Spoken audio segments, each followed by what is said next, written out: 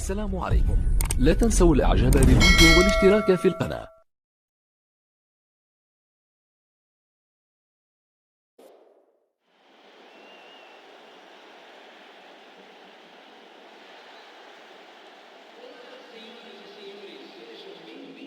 اهلا وسهلا بكم مشاهدينا في كل مكان. اليوم مباراة بالتأكيد ستكون ممتعة لأنها تجمع فريقين يعرفان طريق البطولات وكيف يخوضان هذه النوعية من اللقاءات.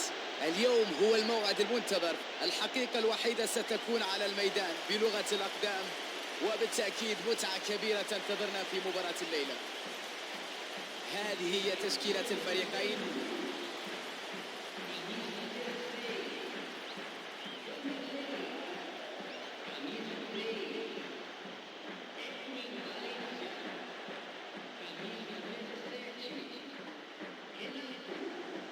مرحبا بكم مشاهدينا متابعينا الكرام في كل مكان. نلتقي معكم في تغطية حية مباشرة لمباراة اليوم التي تلعب في ظل الأمطار. أمطار لم تمنع الجماهير من التوافد على الملعب. الترجيح أعظم لاعبي كرة القدم ضيعوها، لذلك حتى اللاعبين أصحاب الخبرة في مباراة اليوم سيكونوا تحت ضغط كبير جدا ويحتاجون إلى المحافظة على أعصابهم.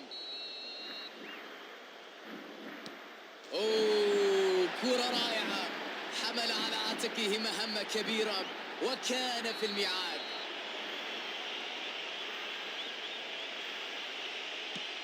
الكرة في المرمى، النتيجة 1-1.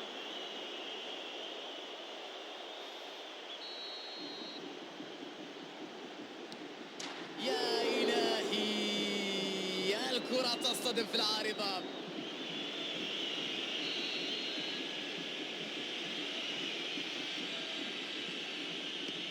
الكرة في زاوية والحارس في زاوية أخرى، وركلة رائعة.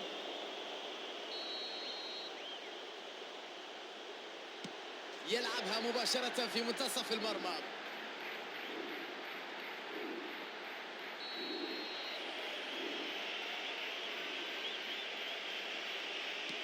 حسرة كبيرة. نعم لقد ضيع الكرة.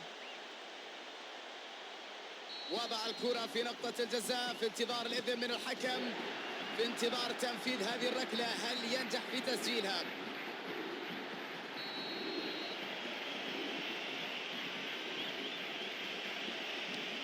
الله على روعة الهدف.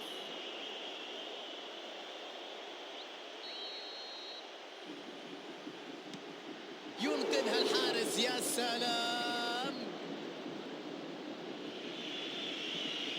الآن قد تتغير الكثير من الأمور مع ركلة الجزاء هذه.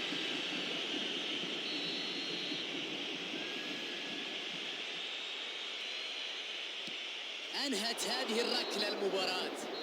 يطلق الحكم صافرة لإنهاء المباراة.